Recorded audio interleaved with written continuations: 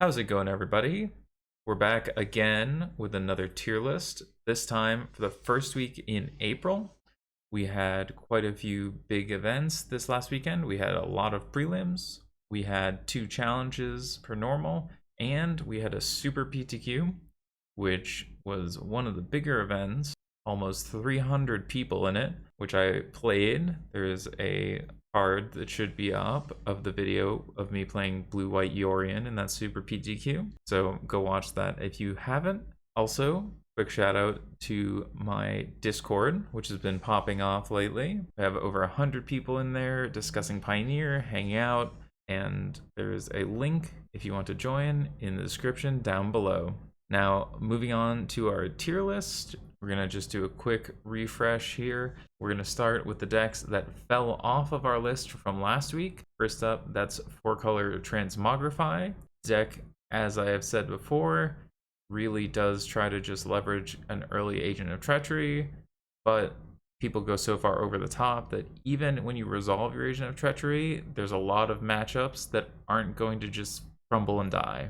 Next up, we have Red-Black Arcanist, a deck that was a bit of a blast from the past last week that shockingly made its way onto the tier list, but after a rough weekend where people really just decided to lean into the other Red-Black decks, not surprised to see Red-Black Arcanist fall off. Next up, we have our FNM tier. These are the decks that I think are more likely to be contenders at your local store. They did show up with at least one result, so we did count them. But I think for the majority of these decks, if they were to show up reliably in any form, it would be a bit of an outlier. First up, we have Jund's Citadel. This is the version that runs Collected Company, runs all the 1-3 drops, and tries to ramp into Citadel with 4 copies of Bolas's Citadel and combo off from there. Next up, we have Grixis Lutri, perennial Magic Online crusher.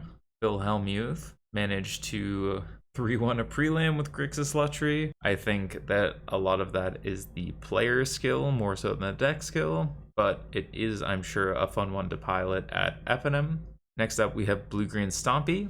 This is a deck that pops up here or there. It's mono-green Stompy, but splashing blue for forms of interaction, in this case, Stubborn Denial. Usually this style of deck does well when Lotus Field and other spell-based combo decks are around because you can apply pressure and interact on the stack. Next up, we have Mono-Green Karn, one of the first decks to drop from D tier down to FNM tier. I think, as we have seen, this deck went from A tier to B to C to D and now to FNM tier. People have mostly figured out how to play against it. Your matchups aren't as good, even though we are moving back to a point where mid-range is good, which could bolster Mono-Green Karn. As it sits, the mid-range decks are attacking the best decks. They are not themselves the best decks, so it's rough to play Mono-Green Karn into that meta. Next up, we have Black-Red Bloodhall. This is using Bloodhall Priest in the previous red-black blood archetype that used Luris before it was banned. Ekros debuted this deck with a top 8 in a challenge. It's had some results off and on, but even now when it does, it tends to be inconsistent and sporadic. And again, it's hard to rate the other red-black decks highly when we already have 2 very good red-black decks that I think are full steps ahead of these other 2 decks. Now we move on to the tier list proper.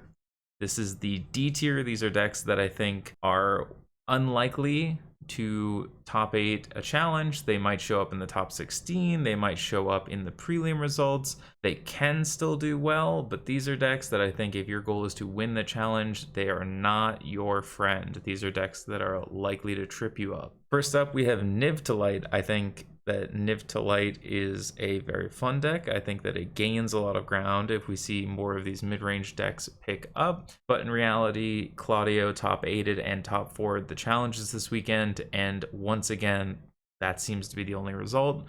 It's tough to measure the metric of the deck when only one person is able to regularly have success with it. If we start to see it pop up more, then it will rise. It's gotten as high as A tier before, depending on the meta, but Niv to Light to me is a real meta deck. When things like Lotus Field and Blue-White Control are present, it's not where you want to be.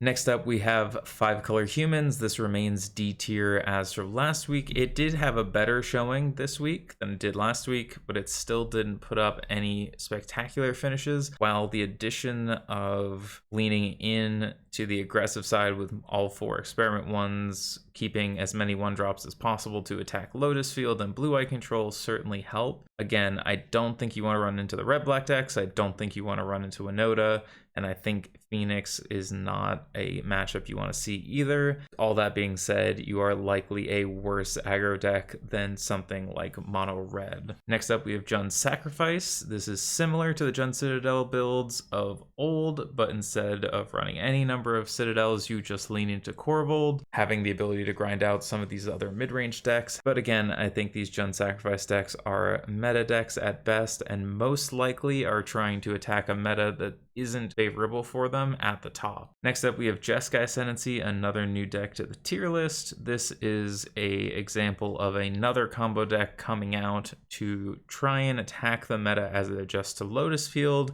People start playing things like Alpine Moon, Damping Sphere, which though it does affect Jeskai Ascendancy, it's very easy to play through, and as things like Deafening Silence and Archon drop because they're more answerable, Jeskai Ascendancy picks up some points. I think Jeskai Ascendancy still will struggle into hand disruption decks, into blue-white control, and I think if Niv does come back, Slaughter Games is a real answer to this deck as a clean game 1 win condition. So I think the deck has potential, but I think it's a worse version of Lotus Field right now into the open meta. Next up, our last D tier deck, another new addition, is Bant Spirits. This comes back after putting up some reasonable finishes, including a top 16 in the challenge on Saturday. I think this is another example of a meta deck where if Lotus Field picks up, blue-eye control picks up, you want to be playing something like Bant Spirits that can interact favorably on the stack. However, with the presence of Winota, red-black, Phoenix, there's so much removal around that I think Spirits decks, especially the slightly higher CMC ones like Bant and Azorius, are not in the best of shape. Next up, we move on to C tier. These are decks that I would say are favored to make the top 16. If you told me they made the top 8, I wouldn't be entirely surprised, but seeing them dominate a tournament or regularly finish in the top 8 would be a bit of a surprise. Again, this is about the cutoff where I say you could do well in a tournament with this event, but if your goal is to win the tournament, you really want to be in the S or A tier and potentially the B tier depending on the meta. So first up, we have a return to the C tier, and that is Mardu Greasefang. This deck continues to put up results here or there. The blood package, as we've mentioned before, very powerful, shows up in a lot of various red-black archetypes. Here, using that ability to discard extra cards, plus use Fable of the Mirror Breaker to set up your Greasefang Parhelion combo. The deck continues to struggle with graveyard hate, and until it can answer that in a meaningful way, it will likely stay around the C tier. Next up, we have Blue-Red Control. This is a deck that had started to see some play a few weeks ago. This really leverages the same removal that Blue-Red Phoenix does, but leverages the Narset lock of Narset and Days Undoing to push out decks in the mid to late game. Plus you use Niv Mizzet Perun, an uncounterable creature that also can kill quickly, to deal with the rise in blue-white control. Though I think the blue-white Yorion decks can still be rather favored in this matchup if they can answer Niv. You're trying to attack similar style decks to what blue-white control did in the meta. I just think you do it worse with too much air. Next up, we have another return to the C tier, and that is Mono Blue Spirits. I think that this lower to the ground version of Spirits is the best option of all the Spirits variants right now. I think that you're able to have a reasonable game against some of the mid-range and control decks just by nature of getting under them and then using actual counter spells to deal with their larger threats. Mono Blue Spirits still suffers from the same problems that the other Spirits decks do, of Phoenix and red-black mid-range being able to 1-for-1 with you before outscaling you. Next up, we have a very small B tier this week that is just mono red. So as I said, I think B tier is the limit to where if you were trying to win an event, you would want to be looking at. I think Mono Red stays in B tier, though being close to moving up to A tier. It won the Super PTQ one of the 2 slots. It is the worst matchup for Lotus Field of the popular decks, which as Lotus Field picked up a lot of results this week, is an important place to consider. Also, you have a good game against blue-white control and a reasonable game against blue-red Phoenix, though Thing in the Ice builds will usually have the advantage. The real problem with moving this up above B tier is that as the red-black Oni Cult Engine and Winota decks stay popular, those are difficult matchups that get to be better creature decks than you are. Next up, we have A tier. These are the decks that I would expect to make top 8, at the least one copy, and if they won the tournament, I think that would be par for the course. It's not quite as reliable as the S tier decks, and often the thing holding an A tier deck back from being S tier is its matchups with other S tier decks. In this case, we're going to see some decks that generally are targeting one of the 3 top decks or 2 of the top 3 decks, but aren't able to cleanly move to that echelon of beating everything else at the same time. First up, we have a mover from B tier up to A tier, and that is red-black midrange. I think the red-black midrange archetype continues to be a great choice into a lot of the creature-based decks, into your Greasefangs, your spirits of all varieties, your 5-color humans, your mono reds. These are all great places that red-black midrange can punish, with the addition of plenty of hand disruption alongside reasonable threats. I think that red-black midrange gives you a very good optionality to attack control decks post-board and aggro decks pre-board. Though you're likely to lose against blue-white control game 1 and Lotus Field game 1, I think you have a very good sideboard to try and attack these decks post-board, and you are likely favored against them in very close matchups, but you should be able to leverage the power of your sideboard cards here. Next up is red-black Oni Cult Engine. This is a deck that has stayed in the A tier, being able to leverage the mid to late game power of Cauldron Familiar or Witch's Oven alongside Oni Cult Engine and Deadly Dispute gives you a really great grinding ability against the late game decks, and you're able to create a continuous stream of blockers against the aggro decks. Adding in the addition of Mayhem Devil since Luris's ban, this deck has become more consistent and even more explosive. Next up is Winota, returning to the A tier, though continually moving back and forth between S and A depending on the meta.